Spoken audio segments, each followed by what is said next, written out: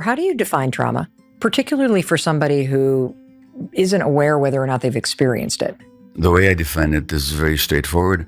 Trauma comes from a Greek word for wound or wounding, so trauma is a wound. It's a psychological wound in this case. It could be a physical wound, but here we're talking about psychological wounds. The important distinction to make is that trauma is not what happened to you. It's what happened inside of you as a result of what happened to you. So in my case, my trauma wasn't that my mother gave me to a stranger. The trauma was the wound, which is that I perceive myself as not wanted. I perceive myself as abandoned.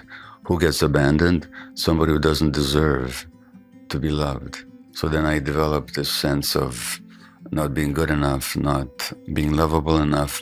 Now that means I spent much of my life trying to prove that I'm good, that I'm lovable, that I am important, which then drives all kinds of behaviors, which then create more problems.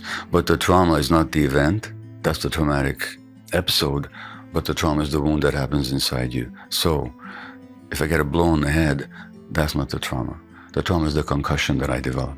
Now, in that case, it's physical. For a long time, I just assumed trauma was something that happened to people who were at war or were in a country that was occupied by, a fascist government, or somebody that was the victim of a violent crime. I never understood that experiences that may seem insignificant on the surface, somebody's mood, somebody criticizing you, feeling left out, that these are things that can also leave a mark, just like a blow to a head can actually leave a concussion.